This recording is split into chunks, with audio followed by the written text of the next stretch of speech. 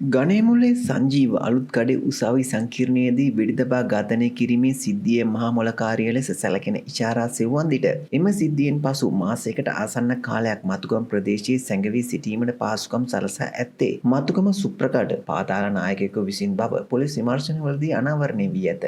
පොලිසිය පවසන්නේ කිහෙල් බද්දර පත්මේ සහ මතුගම මෙම පාතාල නායකයා සමීප මිතුරන් බවත් ඒ මිතුදම නිසා ඉෂාරා සෙව්වන්දිට සැඟවී සිටීමට අවශ්‍ය පහසුකම් ඔහු විසින් සලසා දී ඇති බවත්ය.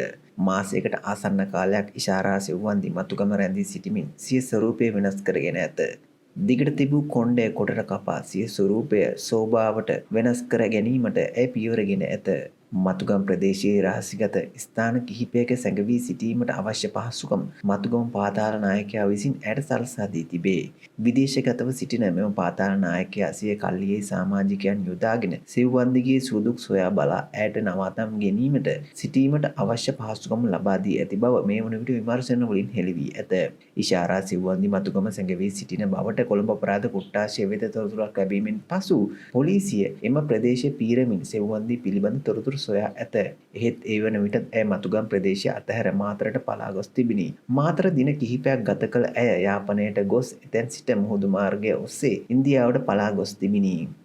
කොට්ටාශ භාර ජ්‍යෙෂ්ඨ පොලිස් අධිකාරීවරයාගේ අවසර මත මෙම රැඳවුම් නියෝග ලබාගෙන ඇති බව පොලිස් මූලස්ථාන ආරංචි මාර්ග සඳහන් කරයි. ගණේමුල්ලේ සංජීව වෙඩිතබා ඝාතනය කිරීමේ සිද්ධියේ මහා මොලකරු ලෙස සැලකෙන ඉෂාරා සිව්වන්දි ඇතුළු සැකකරුවන් සිව් දෙනා පැය 72ක් රඳවාගෙන ප්‍රශ්න කිරීමට අවසර ලබා දී ඇත. ඒ අනුව අත්අඩංගුවේ සිටින ඉෂාරා සිව්වන්දි ජේ.කේ. බායි, සුරේෂ් තක්ෂි යන සැකකරුවන් පැය 72ක් රඳවා තබාගෙන ප්‍රශ්න කිරීමට කොළඹ අපරාධ කොට්ටාශය කටයුතු කරමින් සිටී.